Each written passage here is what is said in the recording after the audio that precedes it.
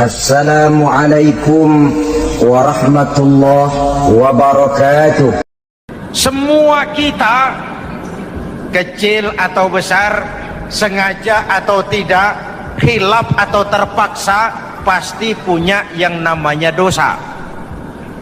Di sini semua yang hadir nih, include saya, apa ada yang tidak punya dosa? Ayo, jujur. Apa ada di antara kita di sini yang nggak punya salah? Apa ada yang nggak punya dosa? Setiap kita, kecil, besar, sedikit, banyak, terlupa, terpaksa, pasti punya salah. Sekarang kalau mau hitung dagang, kita diberi umur 65, 40 tahun penuh dosa, lalu taubat 25 tahun. Menurut neraca hukum dagang belum seimbang. Dosa 40 tahun ditebus taubat 25 tahun menurut neraca hukum dagang. Untung Allah tidak dagang-dagangan kepada kita. Di Ramadan ini Allah ngobrol pahala. Di Ramadan ini Allah membuka pintu rahmah yang seluas-luasnya. Sampai-sampai ada hadis qudsi, "Lau amiltumul khataya hatta mala'atis sama thumma nadimtum fataballahu alaikum." Kalaupun kamu berbuat dosa, penuh langit dengan dosamu, kemudian kamu menyesal dan bertaubat, Allah pasti akan menerima taubatmu. Hadirin yang saya hormati, inilah momentum Ramadan, saat dimana kita melakukan pemutihan diri. Masih ingat cerita dalam kitab Durratun Nasihin? Saya ulang lagi cerita ini untuk sugesti. Ada buajingan tengik pernah membunuh 99 orang. Satu saat hidayah datang kepadanya, terniat ingin bertaubat. Dicarinya seorang ustadz. Ketemu ustadz kepala ngajar. Ustadz, ya, apa? Saya mau taubat. Diterima apa tidak taubat saya? Emangnya dosa kamu apa? Saya pernah membunuh 99 orang, ustadz. Ustadznya melotot. Wih, banyak amat. Enggak segampang itu nyawa hak prerogatif Allah. Cuma Allah yang berhak ngambil. Membunuh tanpa alasan yang benar, dosa besar. Dosamu kelewat banyak, mas. Enggak bisa. Dia ponis lebih dulu kayak surga milik bapak moyangnya. Ini preman kita pikir, ini ustadz saya niat baik-baik kok ngomongnya enggak enak. Nah, daripada 99 tanggung, saya lempengin aja nih urusan dah. Dibabat lagi ustadz, tamat, selesai, pas, cepet. Niat taubatnya masih terus. Dia mengembara sampai ketemu seorang ustadz yang bijak. Assalamualaikum ustadz. Salam. Ada apa? Ustadz, saya mau taubat, diterima apa enggak sih? Oh, sebelum mentari terbit dari sebelah barat, sebelum nafasmu sampai di tenggorokan, Allah akan menerima taubatmu. Boleh jadi dosamu besar, tapi ampunan Allah lebih besar dari dosamu. Begitu Ustadz. Iya. Cuman ngomong-ngomong, dosamu apa sih? Ustadz, saya sih tadinya cuma bunuh 99 orang. Terus ada ustadz ngomongnya nggak enak, jadi saya cukupin 100.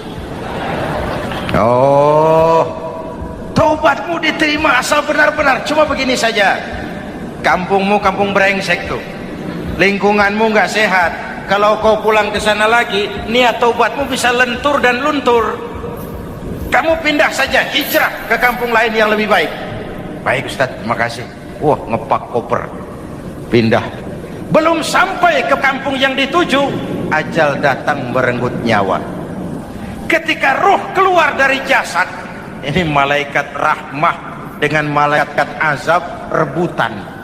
Kata malaikat rahmat, ini jatah saya, orang ini sudah taubat, tempatnya di surga. Kata malaikat azab, nanti dulu, taubat si taubat, 100 bagaimana urusannya? Bertengkar. Akhirnya Allah mengutus malaikat Jibril, kau adili. Kata Jibril, ukur sajalah mana yang lebih dekat, kampung yang dituju atau kampung yang ditinggalkan. Ketika diukur, kampung yang dituju lebih dekat dari kampung yang ditinggalkan. Kata Jibril, dia jatah malaikat rahmah, taubatnya diterima Allah. Nah, kalau mendengar riwayat seperti ini, jangan diartikan bahwa untuk taubat mesti membunuh 100 orang. Ini harus diartikan bagaimanapun besar dosa dan kesalahan yang kita lakukan, jangan putus asa dari rahmat Allah. Sebaliknya, bagaimanapun banyak kebaikan yang kita kerjakan, jangan puas hati dan sombong diri. Kita belum tahu akhir perjalanan hidup ini. Kita hanya berbuat dan berbuat. Kepastian itu haknya Allah. Ada yang masuk neraka karena menyiksa kucing, ada yang masuk surga walaupun sudah membunuh 100 orang. Bahkan kalau nanti saudara di surga ketemu orang-orang soleh, saudara nggak usah kaget, itu memang tempatnya di surga. Saudara akan kaget nanti kalau di surga ketemu pelacur masuk surga. Penasaran, saudara samperin, Mbak Yu, ya Mas, sampean ada di sini, apa Allah nggak salah wesel ini? Iya Mas, saya ini ada di surga sini. Padahal waktu di dunia dulu saya ini siapa Mas tahu kan? Mas juga langganan kan waktu.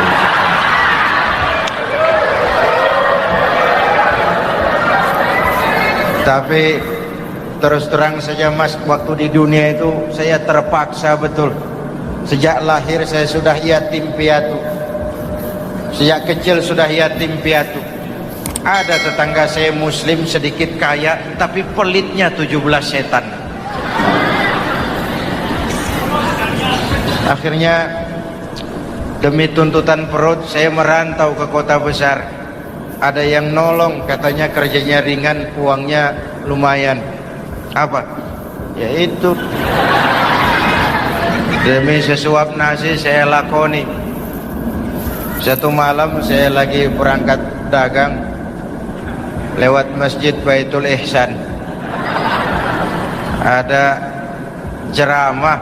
Saya dengar dari jauh, ustadznya pidato, katanya Allah berpesan, "Lau amiltumul khataya hatta mala'atis sama, thumma nadimtum, fataballahu alaikum."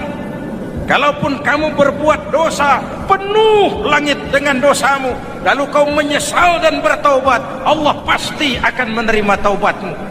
Mendengar hadis itu Mas, berlinang air mata saya. Terbayang dosa-dosa yang pernah saya lakukan. Terbayang orang-orang yang pernah menanamkan modal asing.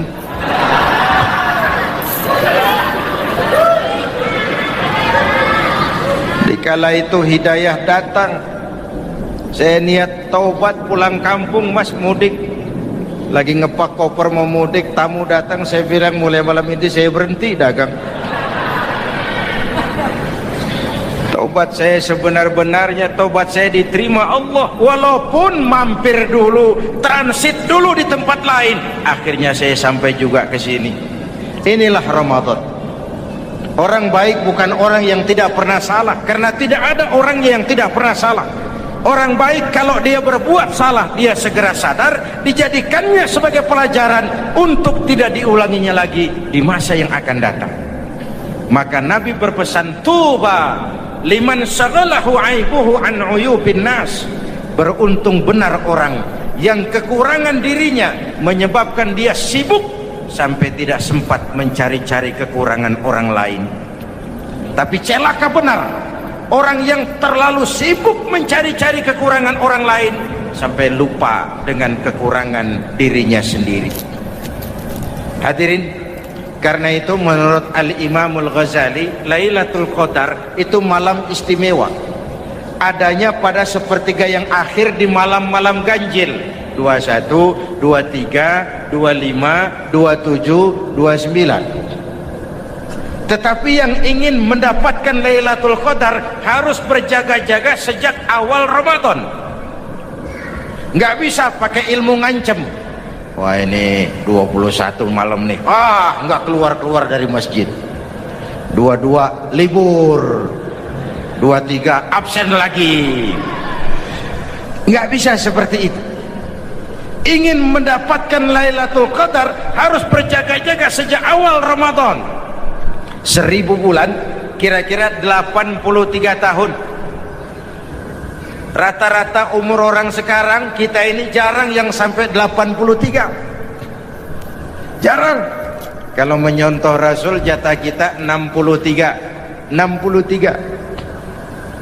Hadirin yang saya hormati, sehingga dikatakan itulah fasilitas yang diberikan Allah kepada umat Muhammad ini. Walaupun umurnya relatif pendek, tapi amaliyahnya tidak kalah dengan umat zaman dulu. Benar, Nabi Nuh umurnya 950 tahun. Ibadah umatnya berarti panjang, tetapi mereka tidak ada Lailatul Qadarnya. Benar, Nabi Adam umurnya panjang 2000 tahun, umatnya rata-rata sekian, tetapi tidak ada nilai tambah yang diberikan Allah kepada mereka. Kita umat Muhammad ini umur relatif pendek. Kalau nyontoh Nabi 63 tahun, betul. Tapi bayangkan, ada Lailatul Qadar yang nilainya khairun min alfi syahrin, lebih baik daripada 1000 bulan, dan 1000 bulan 83 tahun. Kalau 10 tahun berturut-turut memanfaatkan Lailatul Qadar, maka artinya umur kita sudah sama dengan umur umat Nabi Nuh alaihi salam. Kualitas ibadahnya yang saya maksud. Tugas kita memanfaatkan peluang-peluang seperti ini dan mengisinya dengan berbagai kegiatan-kegiatan ibadah. Mumpung Allah menyediakan itu buat kita bersama. Tahun depan nggak ada jaminan kita ketemu Ramadan lagi. Karena itu mumpung senyampang ini diberikan kesempatan memasuki minggu-minggu 10 yang terakhir dari Ramadan, sing-singkan lengan baju, hamparkan sajadah, dan berusaha lebih banyak di masjid daripada di rumah. Hadirin yang saya hormati, dari pembicaraan singkat yang saya sampaikan, Ramadan menjadi agung oleh karena 3 hal. Pertama, ia dipilih menjadi bulan tempat di mana pertama kali diturunkan ayat-ayat suci Al-Quran. Karenanya Ramadan disebut juga sebagai Syahrul Quran, bulan Al-Quran. Karenanya Ramadan juga kita lebih intens memasuki kehidupan Al-Quran sebagai makmum dan kita sebagai imam. Jika Quran adalah imam dan kita adalah makmum, maka konsekuensinya makmum harus ikut imam, bukan imam yang ikut makmum. Yang kedua, keagungan Ramadan ditandai dengan pelaksanaan ibadah puasa. Setiap ibadah yang dikerjakan dengan benar pasti punya dampak dalam memperbaiki moral, meluruskan akhlak orang yang melaksanakan ibadah itu sendiri. Maka bulan suci Ramadan menjadilah kawah candra di muka, menjadi bulan training, bulan latihan. Saya sering ibaratkan, Mike Tyson masuk latihan, keluar latihan, tindunya makin hebat. Hewitt masuk latihan, keluar latihan, tenisnya makin canggih. Zinedine Zidane masuk latihan, keluar latihan, sepak bolanya makin hebat. Kalau latihan tiap hari, main kalah terus, orang kan ngomong, buat apa latihan? Kita sebulan penuh latihan supaya bulan-bulan sesudah Ramadan nanti kita jangan sampai kalah dalam permainan hidup ini. Hidup ini kan permainan. Ada yang sekarang ini main sebagai pedagang, main sebagai pejabat, main sebagai pengusaha, main sebagai seniman. Hidup ini permainan. Wa mal hadhil hayatud dunya illa lahwun wa la'ib. Ini cuma permainan. Senarionya sudah ditetapkan oleh sang sutradara Allah Azza wa Jalla. Ini permainan saja. Maka bermainlah sesuai dengan aturan main, karena hidup memang permainan. Tapi jangan main-main. Walaupun ini permainan, bermainlah dengan benar. Jangan main-main. Kalau main-main, kalah. Sepak bola permainan, main-main, kalah. Bulu tangkis permainan, main-main, kalah.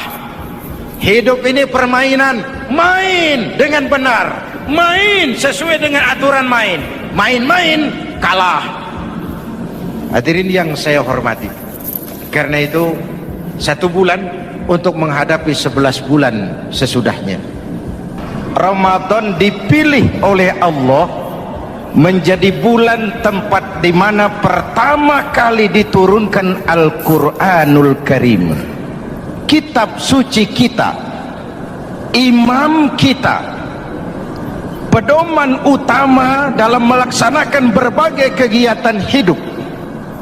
Pertama, ia berisi akidah yang tujuannya menyelamatkan manusia dari ketergantungan kepada benda, menyelamatkan manusia dari kemusyrikan, baik syirik yang jali maupun syirik yang khafi.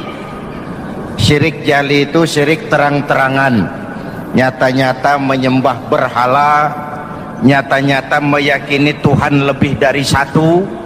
Kalau gitu insya Allah kita aman. Tapi ada syirik khafi, syirik yang tersembunyi, menjadikan yang selain Allah sebagai tujuan akhir dari seluruh kegiatan hidup. Itu syirik khafi. Saya sejak pakai cincin ini rezeki lancar. Cincin. Saya sejak pakai gesper ini, jangan anak gadis, nenek-nenek ngelihat saya lemes. Gesper. Ini sejak ada perkutut di rumah ini, bisnis bagus. Perkutut. Kalau komputer lebih kita kagumi dari Allah, itulah berhala kita. Kalau pangkat lebih kita utamakan dari Allah, itulah berhala kita. Kalau ilmu lebih kita kagumi daripada Allah, itulah berhala kita.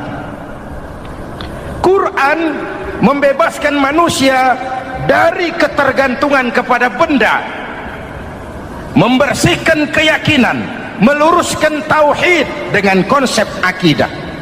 Lalu sisi yang kedua, syariat untuk mengatur kehidupan sesama manusia.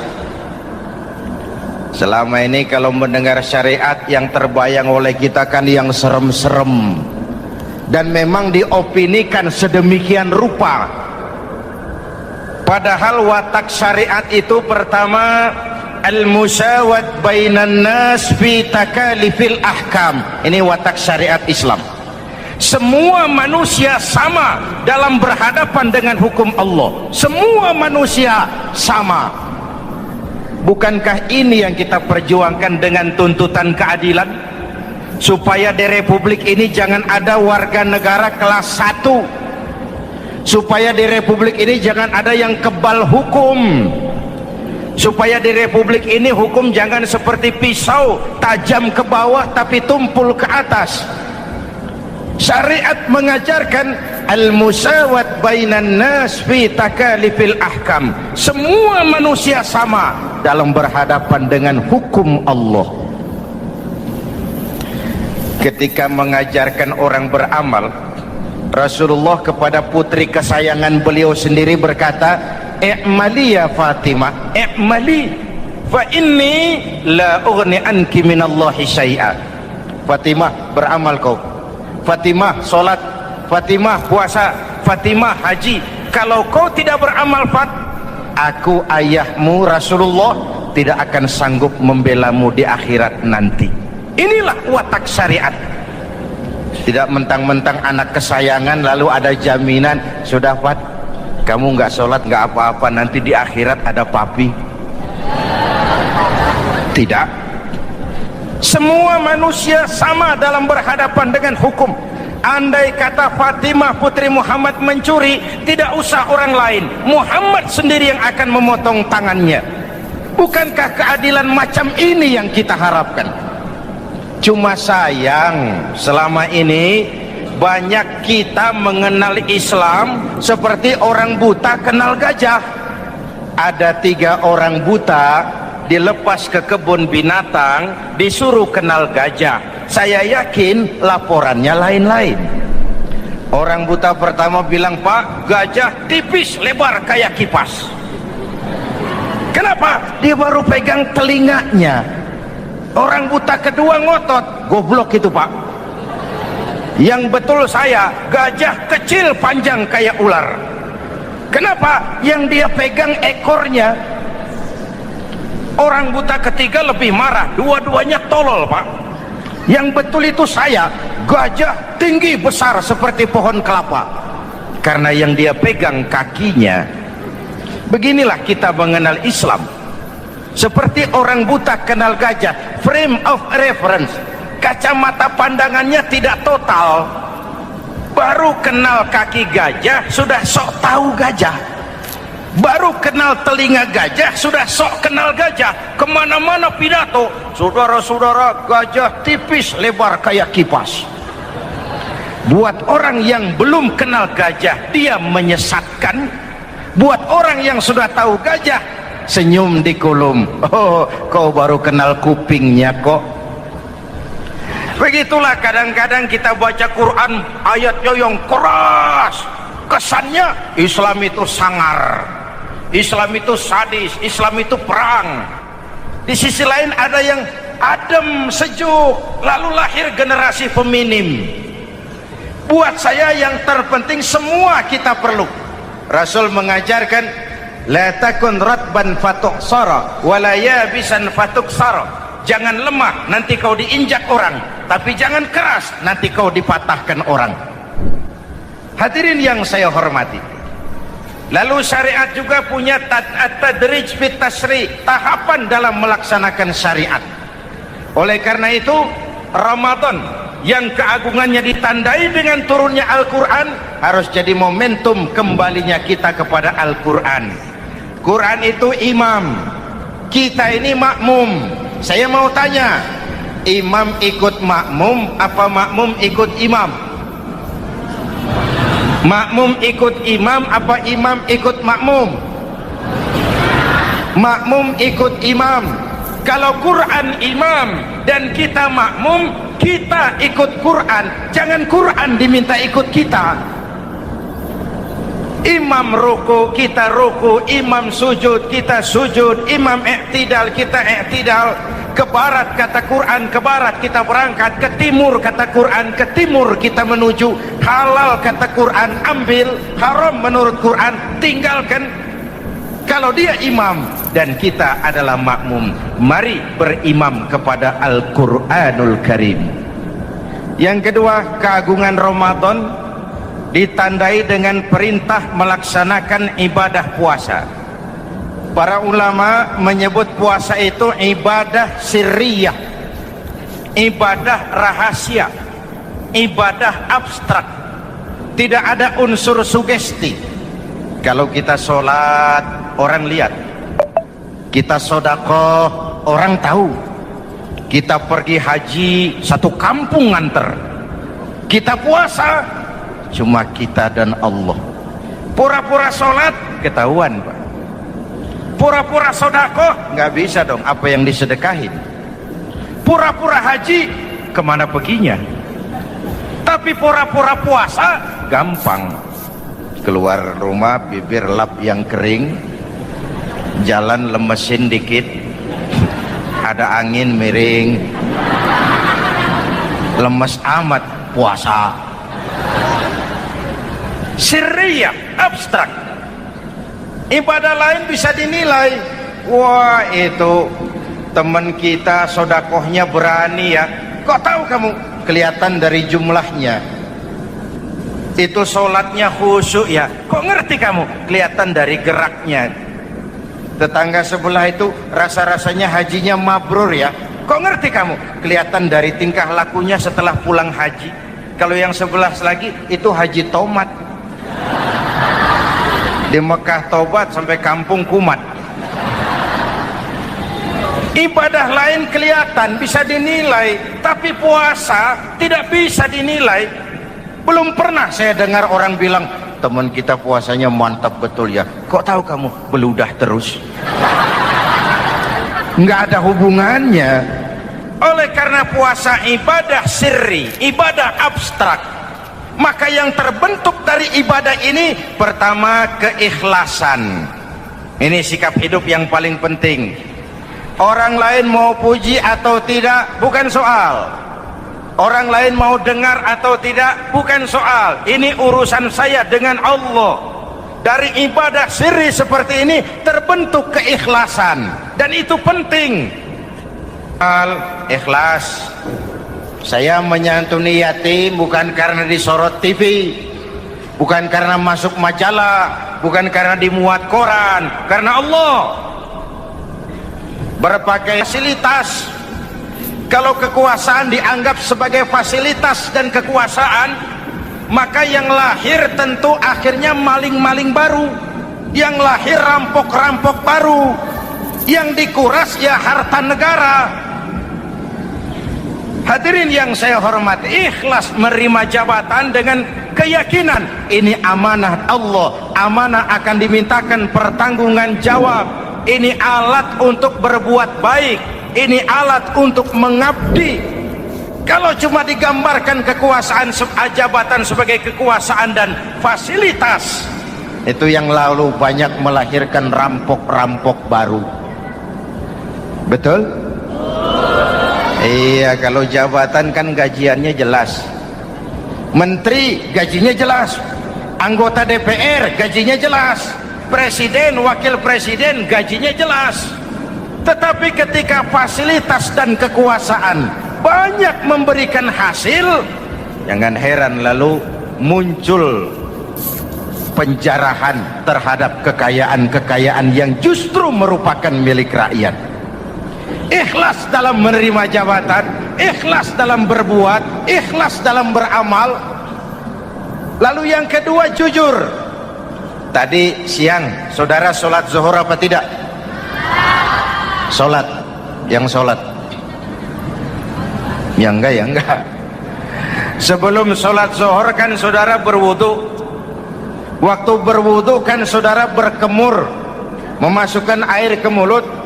Umpama waktu berkemur saudara korupsi, dikit saja airnya saudara minum, jangankan hansip, jangankan satpam, jangankan polisi, teman sebelah pun tidak tahu kalau waktu berkemur kita korupsi.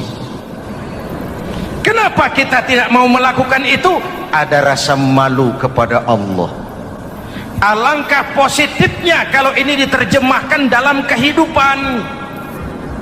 Sekarang kan kita berpikirnya Allah ditekan. Kamu korupsi ya? Iya, Tuhan kan tahu. Biarin, Tuhan mah tahu, nggak ribut. Nggak ribut katanya. Tapi kalau tiga orang saja tahu, geger kantor. Bayangin, Tuhan aja ditekan, Tuhan diintimidasi, apalagi orang lain. Lahir etika otonom, daya kontrol yang paling ampuh yang muncul dari dalam jiwa kita sendiri. Sabahu ahadun au qatalahu falyaqul inni shaim, inni shaim. Kalau ada orang mencaci maki dia, bahkan mengajak dia berkelahi yang menurut ukuran dia mesti menang, tapi karena puasa, maaf, saya bukan nggak berani sama kamu, saya sedang puasa. Kalau mau berkelahi juga ntar aja habis buka, segeran dikit berantemnya. Ini shaim, maaf saya sedang berpuasa. Itu merupakan benteng. Orang itu kan kalau lagi puasa kondisi lapar, haus, temperamen kan tinggi, sedikit tersinggung temperatur naik, sama marah gampang. Kalau waktu begitu dia bisa sabar, ketika kenyang sudah nggak ada masalah. Sabar baik dalam taat kepada Allah. Kalau ibadah berpuasa kita baik, kita yang malam ini pasti bukan kita 20 hari yang lalu. Kita yang malam ini, kita yang sudah ditempa oleh penggojologan Ramadan, ditempa oleh kawah candra di mukanya Ramadan, sehingga membias dalam pembentukan pribadi. Setiap ibadah yang dikerjakan dengan benar pasti punya dampak positif dalam meluruskan moral orang yang melaksanakan ibadah itu sendiri. Jangan sampai terjebak kepada rutinitas ritual. Akhirnya seperti yang sering saya ungkapkan, sholat rajin, maksiat tekun, baca Quran mau, fitnah orang hobi, sedekah ya sedekah tapi nyolongnya lebih gede dari sedekahnya. Sedekahnya cuma untuk ngumpetin korupsinya. Akhirnya jadi lipstik, akhirnya jadi dekorasi. Setiap ibadah yang dikerjakan dengan benar punya dampak positif dalam meluruskan moral dan memperbaiki akhlak orang yang melaksanakan ibadah itu sendiri. Begitulah Ramadan, ada pelaksanaan ibadah puasa. Dan untuk puasa Nabi bersabda, lis-shaimi farhatani, farhatun indal iftar wa farhatun inda liqa'i rabbih. Buat orang yang berpuasa ada dua kegembiraan yang tidak dimiliki oleh yang tidak melaksanakan puasa. Dua kegembiraan. Pertama, farhatun indal iftar, kegembiraan menjelang saat-saat berbuka. Hati itu besar, rasa optimisme, padahal bukanya cuma sama tempe, sama tahu, sama ikan asin. Tapi entah makin dekat maghrib hati makin berbunga, ada kebahagiaan yang tidak bisa diceritakan. Allahumma lakasumtu, ya Allah hari ini saya laksanakan perintahmu, saya lawan rasa nafsu, saya tempuh lapar, haus, saya tunaikan semua ini. Itu kegembiraan yang puasa. Yang kedua, wa farhatun inda liqa'i rabbih, kegembiraan kedua nanti di akhirat pada saat bertemu dengan Allah Subhanahu wa ta'ala. Masuk surga nikmat, bertemu Allah jauh lebih nikmat. Hadirin yang saya hormati, bahkan di surga ada sebuah pintu yang khusus disiapkan bagi orang-orang yang melaksanakan puasa. Tidak bisa masuk ke pintu itu kecuali orang yang puasa. Dan pintu itu disebut pintu Rayyan, Babur Rayyan, pintu Rayyan, yang hanya boleh dimasuki orang-orang yang melaksanakan ibadah puasa. Hadirin, lalu yang berikutnya, ibadah puasa ganjarannya abstrak. Kalau ibadah lain kita bisa lihat itu, sholat berjamaah pahalanya begini, haji kalau mabrur pahalanya begitu, sodakoh pahalanya begini. Puasa Allah cuma bilang as-siyamu li wa ana ajzibi, puasa untukku dan aku yang membalasnya. Berapa besar balasan Allah tidak diberitahu. Artinya apa? Kalau saudara kerja, mandor bilang, mas kau kerja sama saya, gajimu sebulan 5 juta. Ketahuan sebulan 5 juta. Kita kan bisa kong-kalingkong, ada mandor rajin, tidak ada mandor kendor, pokoknya jatah 5 juta. Tapi kalau mandor cuma bilang, mas kau kerja sama aku, soal gajimu nanti aku yang atur, berapa besarnya nggak dikasih tahu. Aturan seperti ini harusnya membuat kita kerja lebih hati-hati. Sebab apa? Mungkin gaji kita sama saja 5 juta kalau kerja biasa-biasa, mungkin jauh lebih besar kalau pekerjaan memuaskan, mungkin tidak digaji sama sekali kalau pekerjaan sembarangan. tidak dijelaskannya gambaran pahala puasa menjadi sugesti untuk melaksanakan ibadah puasa ini dengan sebaik-baiknya.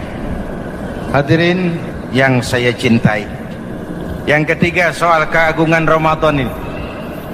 Di dalam bulan Ramadan ada satu malam yang bobotnya khairun min alfi syahrin.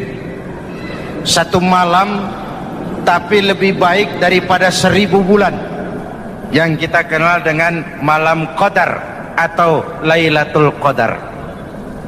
Sementara itu adanya pada sepertiga yang akhir dari bulan Ramadan, terutama di malam-malam ganjil.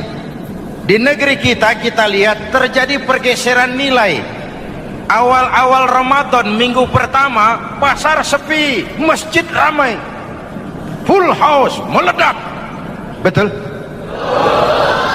Padahal Rasul memberikan contoh, kalau sudah masuk sepertiga yang akhir Ramadan, beliau sing-singkan lengan baju, hamparkan sajadah, lebih banyak di masjid daripada di rumah. Itu baginda Rasul.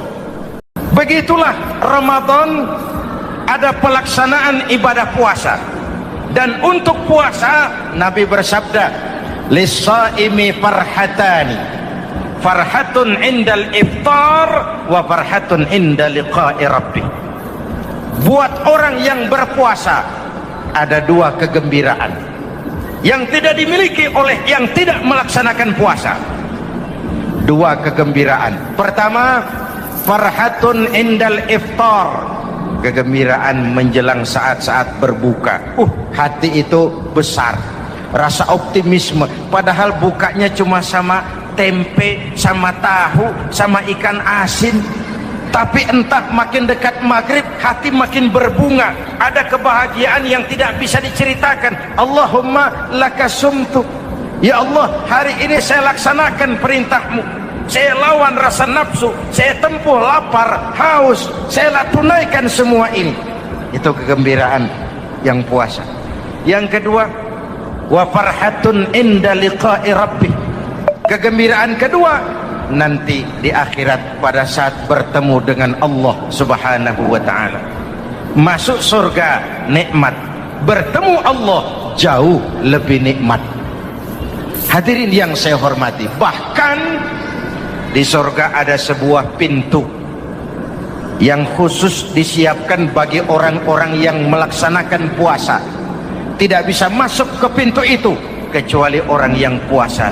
Dan pintu itu disebut pintu Rayyan, Babur Rayyan, pintu Rayyan, yang hanya boleh dimasuki orang-orang yang melaksanakan ibadah puasa.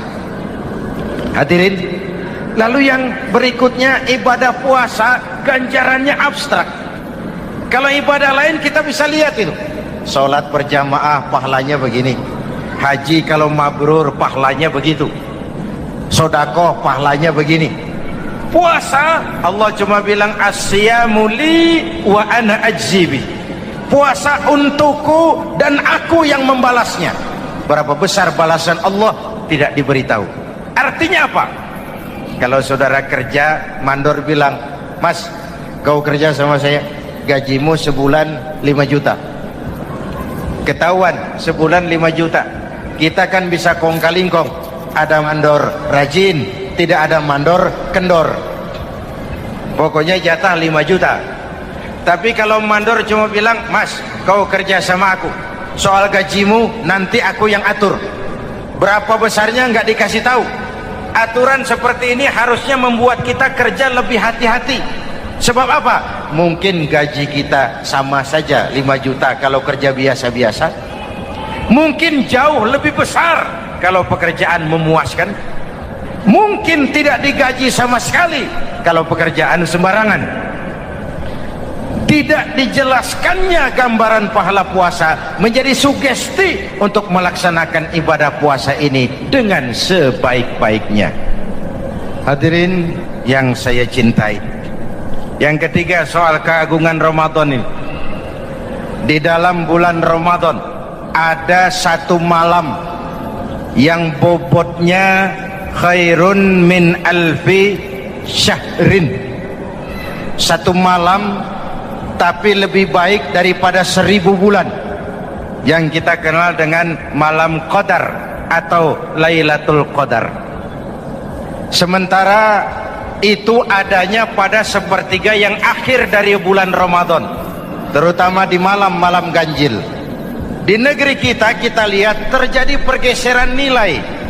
Awal-awal Ramadan, minggu pertama, pasar sepi, masjid ramai, full house, meledak. Betul? Padahal Rasul memberikan contoh, kalau sudah masuk sepertiga yang akhir Ramadan, beliau sing-singkan lengan baju, hamparkan sajadah, lebih banyak di masjid daripada di rumah. Itu baginda Rasul. Sing-singkan lengan baju, hamparkan sajadah, lebih banyak di masjid daripada di rumah. Hadirin yang saya hormati, di situ makna meraih kemenangan. Karena itu lebaran lain dengan Idul Fitri. Lebaran siapa saja boleh ikutan, tapi Idul Fitri milik orang yang melaksanakan ibadah Ramadan dengan baik. Nah, saya kembali kepada Lailatul Qadar. Semua kita, kecil atau besar, sengaja atau tidak, khilaf atau terpaksa, pasti punya yang namanya dosa. Di sini semua yang hadir nih, include saya, apa ada yang tidak punya dosa? Ayo, jujur. Apa ada di antara kita di sini yang nggak punya salah? Apa ada yang nggak punya dosa? Setiap kita, kecil, besar, sedikit, banyak, terlupa, terpaksa, pasti punya salah. Sekarang kalau mau hitung dagang, kita diberi umur 65, 40 tahun penuh dosa, lalu taubat 25 tahun. Menurut neraca hukum dagang belum seimbang.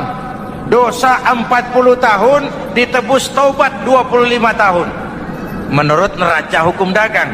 Untung Allah tidak dagang-dagangan kepada kita.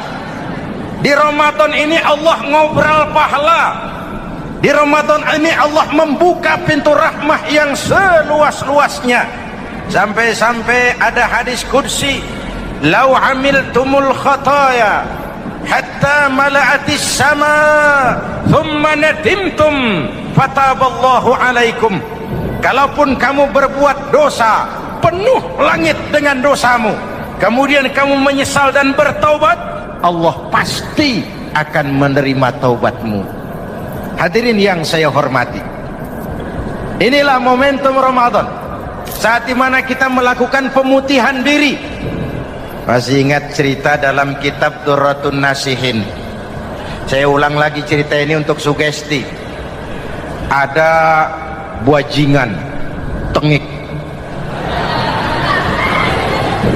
pernah membunuh 99 orang.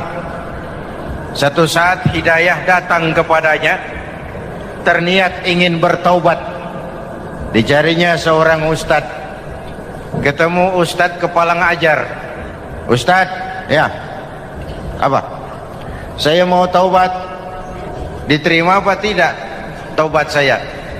Emangnya dosa kamu apa? Saya pernah membunuh 99 orang, Ustaz. Ustadznya melotot. Wih, banyak amat. Enggak segampang itu nyawa hak prerogatif Allah. Cuma Allah yang berhak ngambil. Membunuh tanpa alasan yang benar, dosa besar. Dosamu kelewat banyak, Mas. Enggak bisa. Dia vonis lebih dulu kayak surga milik bapak moyangnya.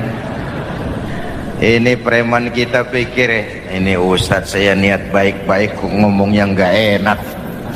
Nah, daripada 99 tanggung, saya lempengin aja nih urusan.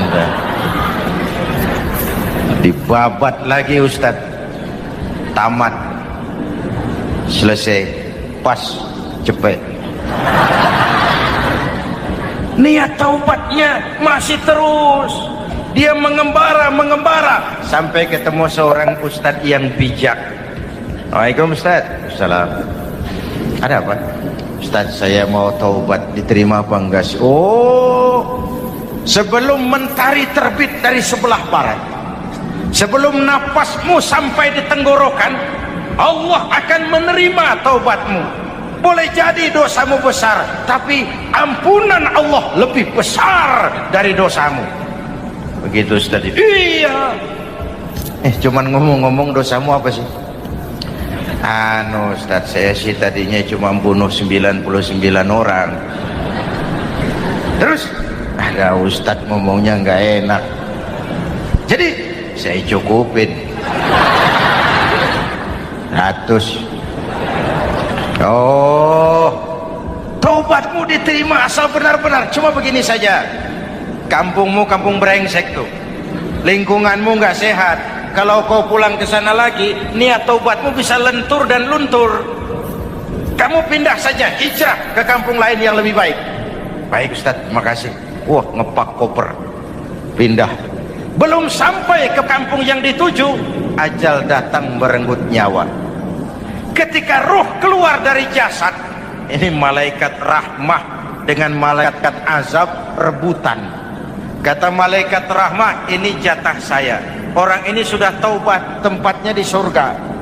Kata malaikat azab, nanti dulu. Taubat si taubat, 100 bagaimana urusannya? Bertengkar. Akhirnya Allah mengutus malaikat Jibril, kau adili. Kata Jibril, ukur sajalah mana yang lebih dekat, kampung yang dituju atau kampung yang ditinggalkan. Ketika diukur, kampung yang dituju lebih dekat dari kampung yang ditinggalkan. Kata Jibril, dia jatah malaikat rahmah, taubatnya diterima Allah. Nah, kalau mendengar riwayat seperti ini, jangan diartikan bahwa untuk taubat mesti membunuh 100 orang. Ini harus diartikan bagaimanapun besar dosa dan kesalahan yang kita lakukan, jangan putus asa dari rahmat Allah. Sebaliknya, bagaimanapun banyak kebaikan yang kita kerjakan, jangan puas hati dan sombong diri. Kita belum tahu akhir perjalanan hidup ini. Kita hanya berbuat dan berbuat. Kepastian itu haknya Allah. Ada yang masuk neraka karena menyiksa kucing. Ada yang masuk surga walaupun sudah membunuh 100 orang. Bahkan kalau nanti saudara di surga ketemu orang-orang soleh, saudara nggak usah kaget, itu memang tempatnya di surga. Saudara akan kaget nanti kalau di surga ketemu pelacur. Pelacur masuk surga. Penasaran, saudara samperin, Mbak Yu. Iya Mas, sampean ada di sini, apa Allah nggak salah wesel ini? Iya Mas, saya ini ada di surga sini. Padahal waktu di dunia dulu saya ini siapa Mas tahu kan? Mas juga langganan kan waktu itu.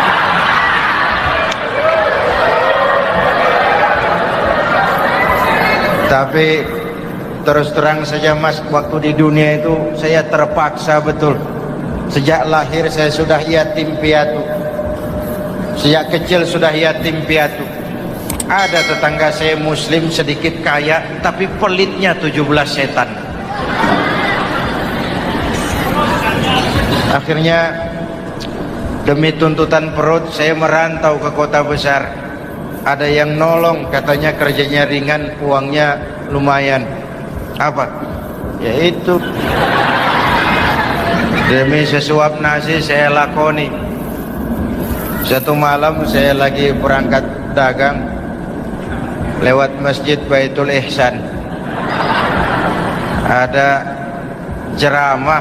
Saya dengar dari jauh, ustadznya pidato, katanya Allah berpesan, "Lau amiltumul khataya hatta mala'atis sama, thumma nadimtum, fataballahu alaikum." Kalaupun kamu berbuat dosa, penuh langit dengan dosamu, lalu kau menyesal dan bertaubat, Allah pasti akan menerima taubatmu.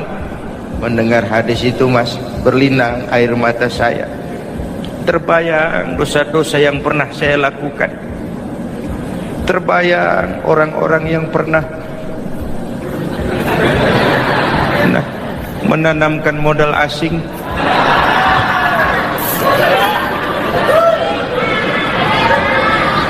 Dikala itu hidayah datang, saya niat taubat pulang kampung, mas mudik, lagi ngepak koper mau mudik, tamu datang, saya bilang mulai malam ini saya berhenti dagang.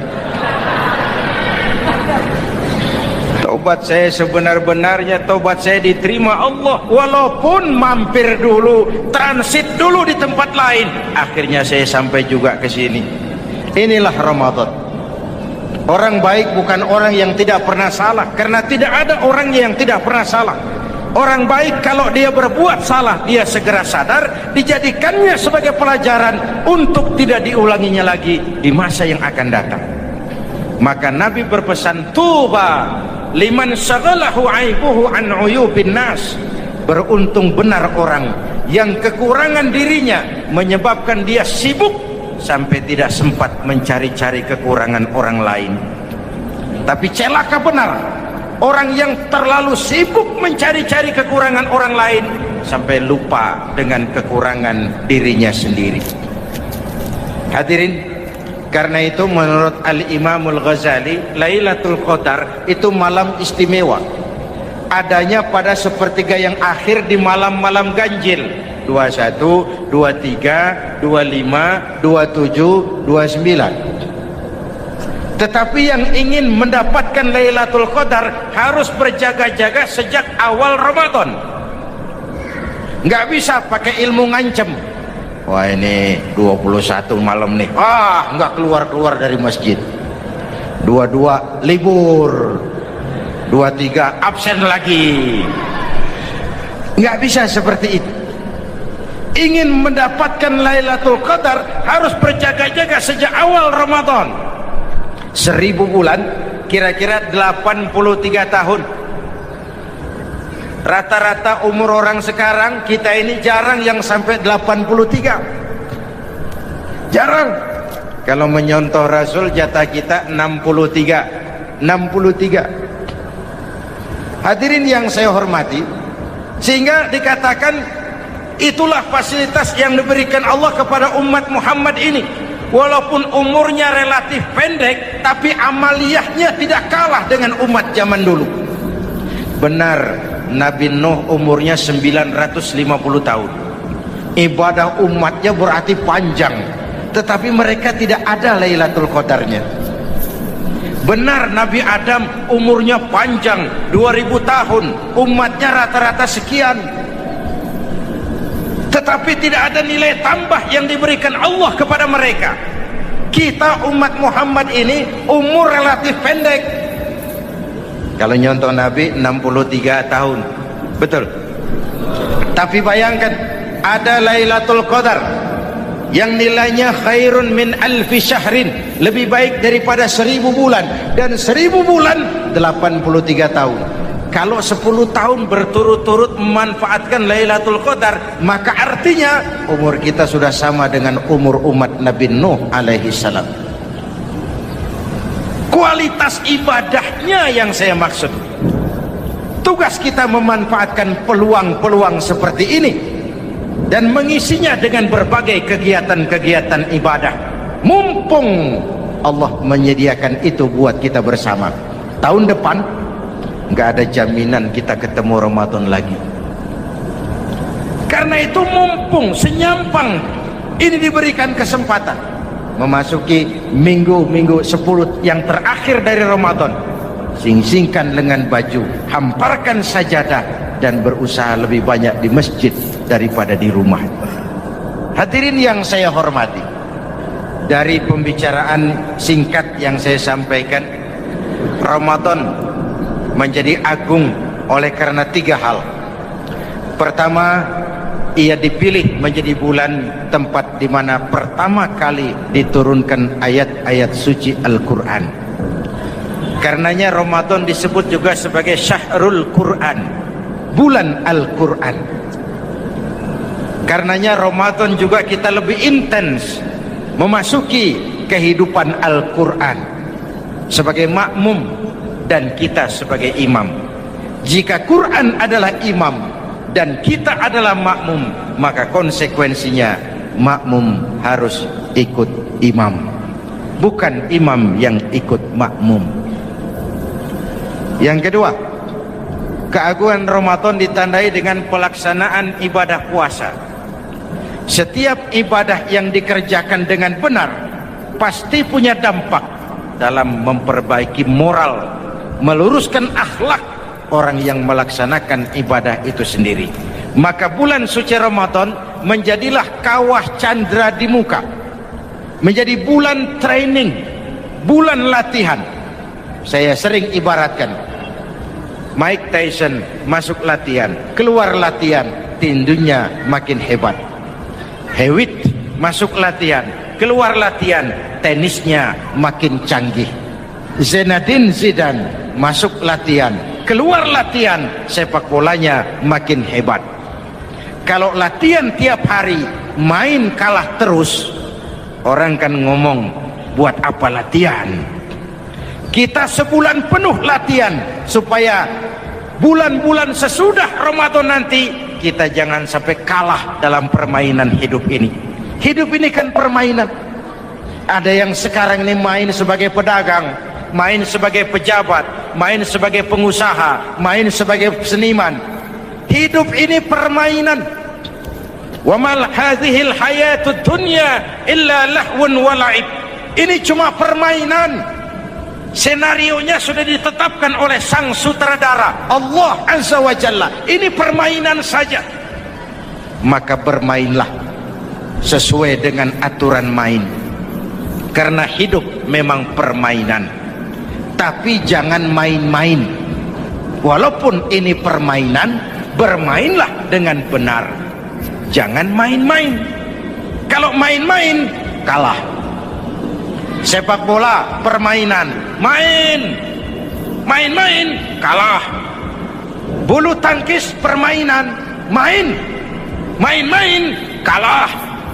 Hidup ini permainan, main dengan benar, main sesuai dengan aturan main, main-main, kalah. Hadirin yang saya hormati, karena itu 1 bulan untuk menghadapi 11 bulan sesudahnya. Yang ketiga, ditandai keagungan Ramadan dengan ada nuzulul Quran. Diberikan Allah kepada siapa saja yang dikehendakinya. Semoga ibadah yang sudah kita kerjakan kiranya diterima Allah. Yang masih akan kita kerjakan, diberikan kita kekuatan zahir dan batin untuk dapat melaksanakannya dengan sebaik-baik.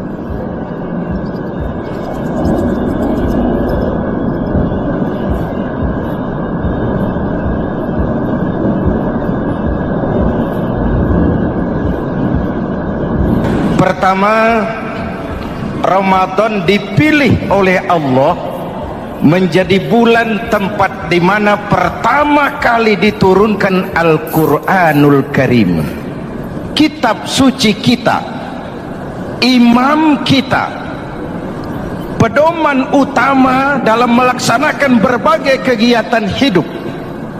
Pertama, ia berisi akidah yang tujuannya menyelamatkan manusia dari ketergantungan kepada benda, menyelamatkan manusia dari kemusyrikan, baik syirik yang jali maupun syirik yang khafi.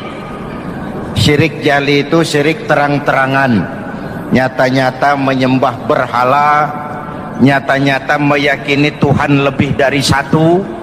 Kalau gitu insya Allah kita aman. Tapi ada syirik khafi, syirik yang tersembunyi, menjadikan yang selain Allah sebagai tujuan akhir dari seluruh kegiatan hidup. Itu syirik khafi. Saya sejak pakai cincin ini rezeki lancar. Cincin. Saya sejak pakai gesper ini, jangan anak gadis, nenek-nenek ngelihat saya lemes. Gesper. Ini sejak ada perkutut di rumah ini, bisnis bagus. Perkutut. Kalau komputer lebih kita kagumi dari Allah, itulah berhala kita. Kalau pangkat lebih kita utamakan dari Allah, itulah berhala kita. Kalau ilmu lebih kita kagumi daripada Allah, itulah berhala kita. Quran membebaskan manusia dari ketergantungan kepada benda, membersihkan keyakinan, meluruskan tauhid dengan konsep akidah. Lalu sisi yang kedua, syariat untuk mengatur kehidupan sesama manusia.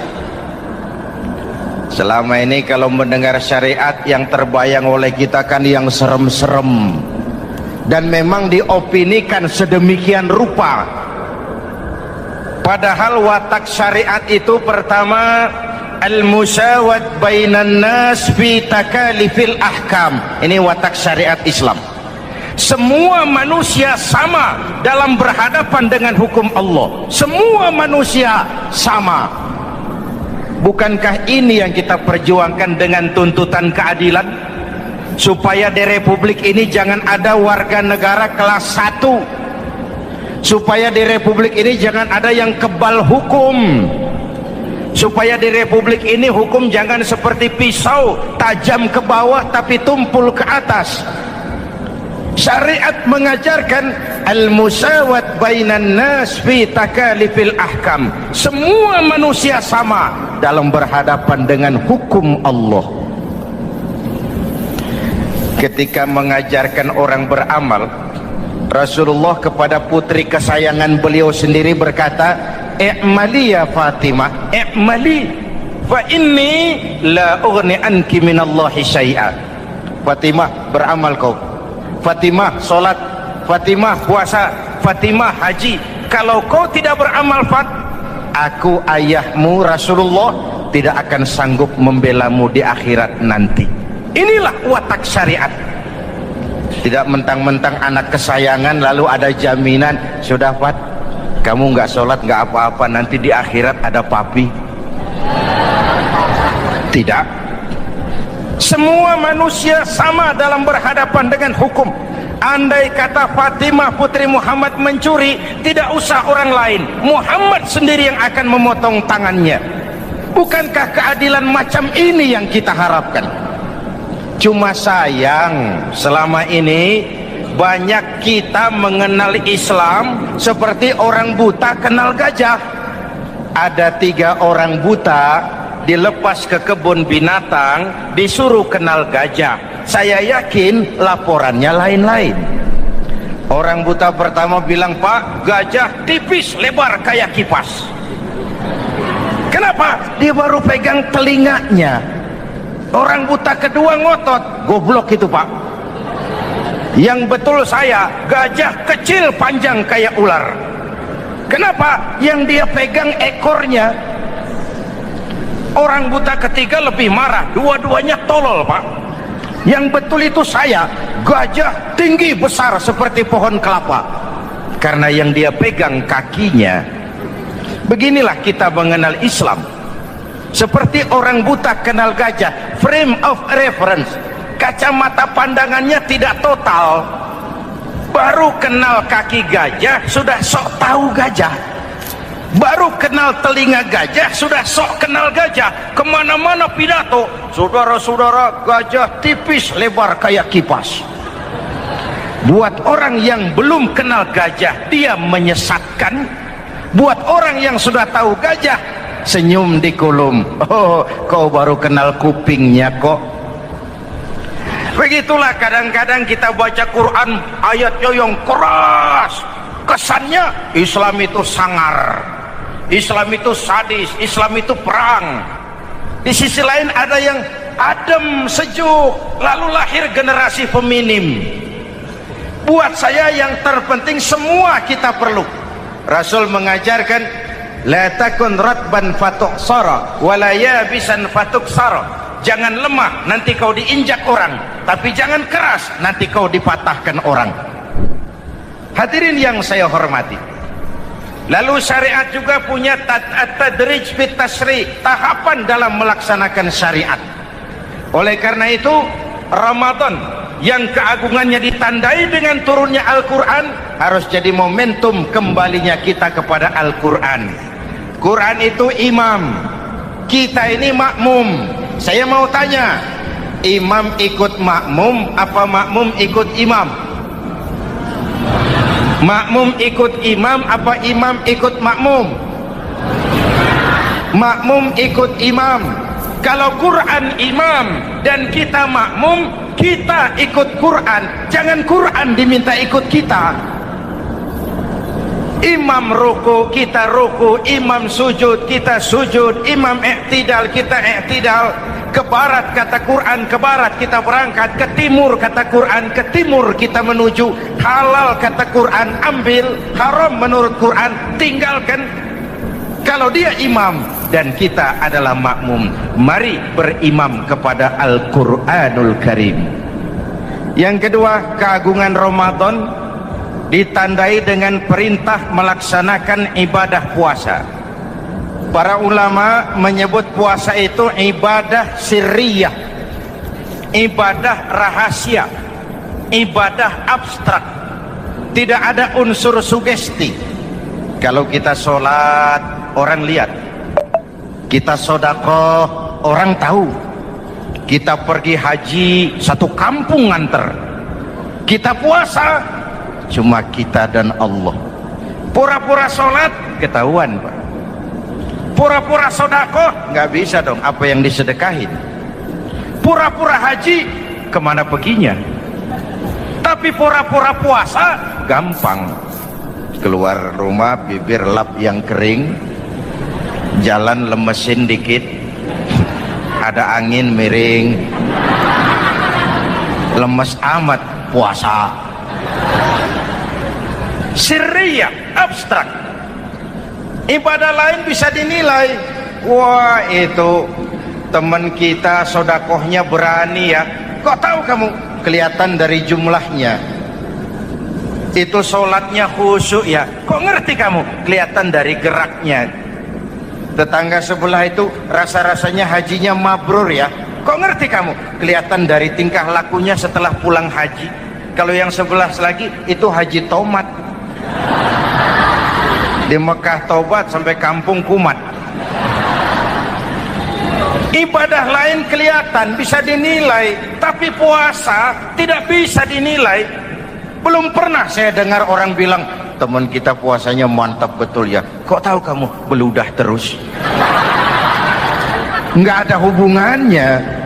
Oleh karena puasa ibadah sirri, ibadah abstrak, maka yang terbentuk dari ibadah ini pertama keikhlasan. Ini sikap hidup yang paling penting. Orang lain mau puji atau tidak bukan soal. Orang lain mau dengar atau tidak bukan soal. Ini urusan saya dengan Allah. Dari ibadah sirri seperti ini terbentuk keikhlasan, dan itu penting. Ikhlas.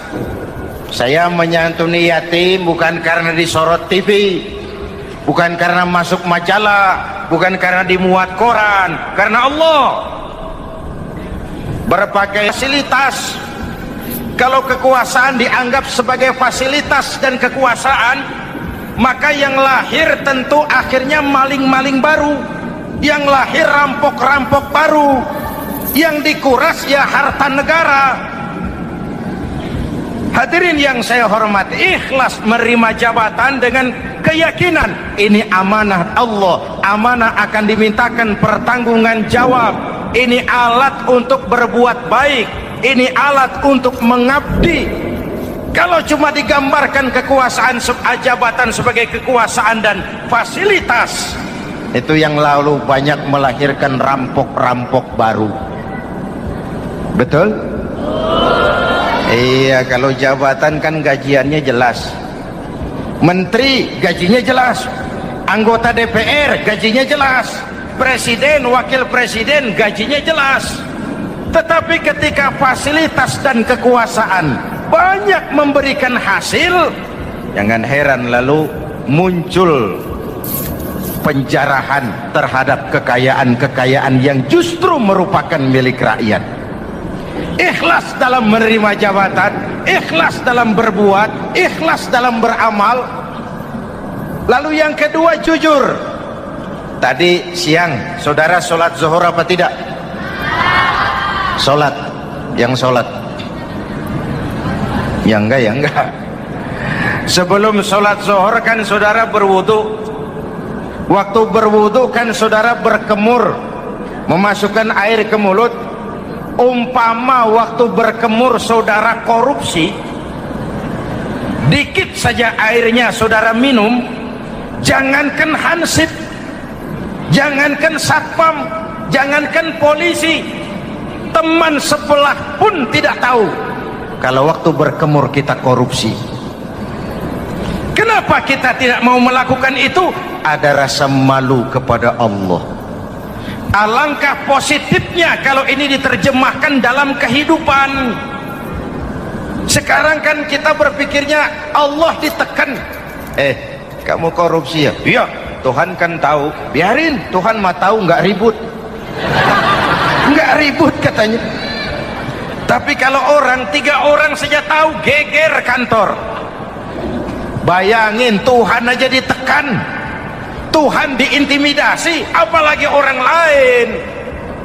Lahir etika otonom, daya kontrol yang paling ampuh yang muncul dari dalam jiwa kita sendiri. Sabahu ahadun au qatalahu falyakul inni shaim, inni shaim. Kalau ada orang mencaci maki dia, bahkan mengajak dia berkelahi yang menurut ukuran dia mesti menang, tapi karena puasa, maaf, saya bukan gak berani sama kamu, saya sedang puasa. Kalau mau berkelahi juga ntar aja habis buka, segeran dikit berantemnya. Ini shaim, maaf saya sedang berpuasa. Itu merupakan benteng. Orang itu kan kalau lagi puasa kondisi lapar, haus, temperamen kan tinggi, sedikit tersinggung temperatur naik, sama marah gampang.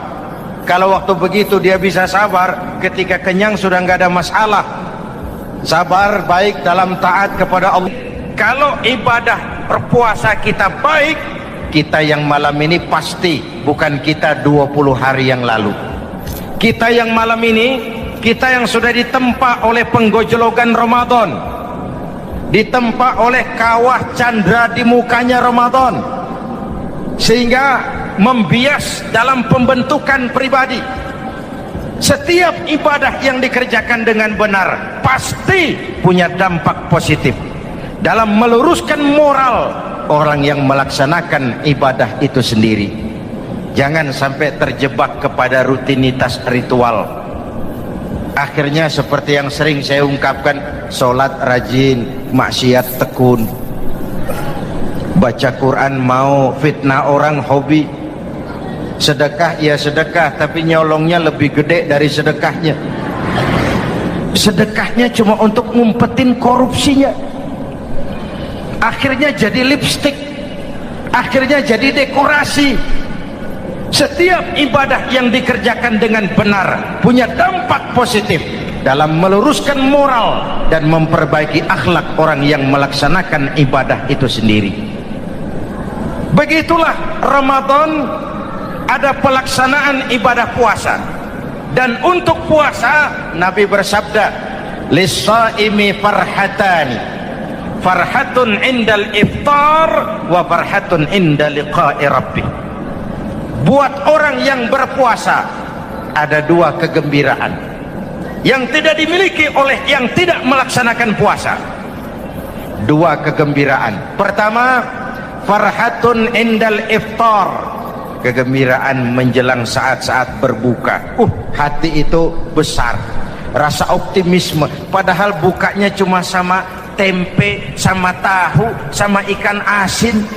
Tapi entah makin dekat maghrib hati makin berbunga, ada kebahagiaan yang tidak bisa diceritakan. Allahumma laka sumtu, ya Allah hari ini saya laksanakan perintahmu, saya lawan rasa nafsu, saya tempuh lapar, haus, saya tunaikan semua ini.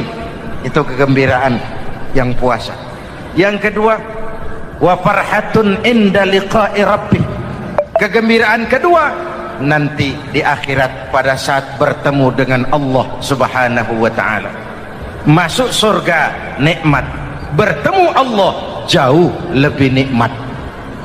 Hadirin yang saya hormati, bahkan di surga ada sebuah pintu yang khusus disiapkan bagi orang-orang yang melaksanakan puasa. Tidak bisa masuk ke pintu itu kecuali orang yang puasa, dan pintu itu disebut pintu Rayyan, Babur Rayyan, pintu Rayyan, yang hanya boleh dimasuki orang-orang yang melaksanakan ibadah puasa. Hadirin, lalu yang berikutnya, ibadah puasa ganjarannya abstrak. Kalau ibadah lain kita bisa lihat itu, sholat berjamaah pahalanya begini, haji kalau mabrur pahalanya begitu, sodakoh pahalanya begini. Puasa Allah cuma bilang as-siyamu li wa ana ajzibi, puasa untukku dan aku yang membalasnya. Berapa besar balasan Allah tidak diberitahu. Artinya apa? Kalau saudara kerja, mandor bilang, mas kau kerja sama saya, gajimu sebulan 5 juta. Ketahuan sebulan 5 juta, kita kan bisa kong-kalingkong, ada mandor rajin, tidak ada mandor kendor, pokoknya jatah 5 juta. Tapi kalau mandor cuma bilang, mas kau kerja sama aku, soal gajimu nanti aku yang atur, berapa besarnya nggak dikasih tahu. Aturan seperti ini harusnya membuat kita kerja lebih hati-hati. Sebab apa? Mungkin gaji kita sama saja 5 juta kalau kerja biasa-biasa, mungkin jauh lebih besar kalau pekerjaan memuaskan, mungkin tidak digaji sama sekali kalau pekerjaan sembarangan. Tidak dijelaskannya gambaran pahala puasa menjadi sugesti untuk melaksanakan ibadah puasa ini dengan sebaik-baiknya. Hadirin yang saya cintai, yang ketiga soal keagungan Ramadan ini. Di dalam bulan Ramadan ada satu malam yang bobotnya khairun min alfi syahrin. Satu malam tapi lebih baik daripada 1000 bulan, yang kita kenal dengan malam Qadar atau Lailatul Qadar. Sementara itu adanya pada sepertiga yang akhir dari bulan Ramadan, terutama di malam-malam ganjil. Di negeri kita lihat terjadi pergeseran nilai. Awal-awal Ramadan, minggu pertama pasar sepi, masjid ramai, full house, meledak. Betul? Padahal Rasul memberikan contoh, kalau sudah masuk sepertiga yang akhir Ramadan, beliau sing-singkan lengan baju, hamparkan sajadah, lebih banyak di masjid daripada di rumah. Itu baginda Rasul. Sing-singkan lengan baju, hamparkan sajadah, lebih banyak di masjid daripada di rumah. Hadirin yang saya hormati, di situ makna meraih kemenangan.